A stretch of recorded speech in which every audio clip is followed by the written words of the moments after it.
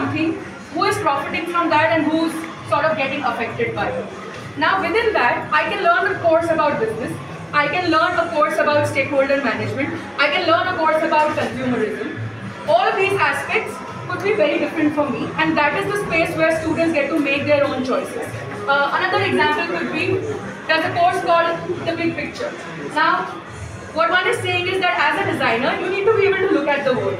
You need to be able to look at this larger image of the world and make sense of what you're producing. Even if I'm designing a water bottle, I need to be able to see what it does in the world.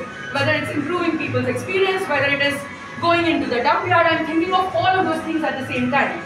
Now the way of learning something like that is a sensibility more than anything else. The sensibility is called the big picture.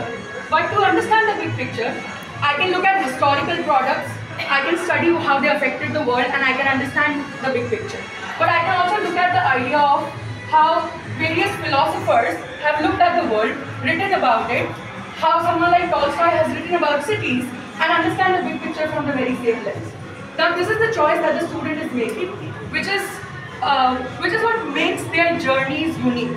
So when we claim this idea of you get to go through a unique journey, that happens because there's so many permutations, combinations, that no two people actually go through the same 70 or the same 80 sort of modules here. I think this is one part of it. The other part, which I'll probably cover very quickly, when one is doing this idea of courses, there's also a sense of what level of education are you at. Now typically education models would look at, this is the fundamentals we will teach a first year student, this is the stuff that we teach a second year student, this is what you will do in your third year, fourth year, you will do a GP, all of that.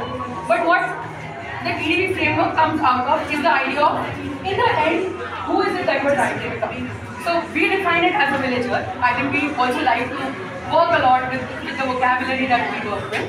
Now the idea of a villager is not just a professional who can make money, but a professional who can affect the world, make money, fend for themselves, be aware, has things like courage, awareness, perseverance, compassion.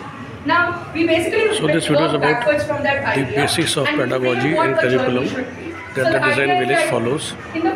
This institute is affiliated with OP Jindal Global University, so that you get degrees from that.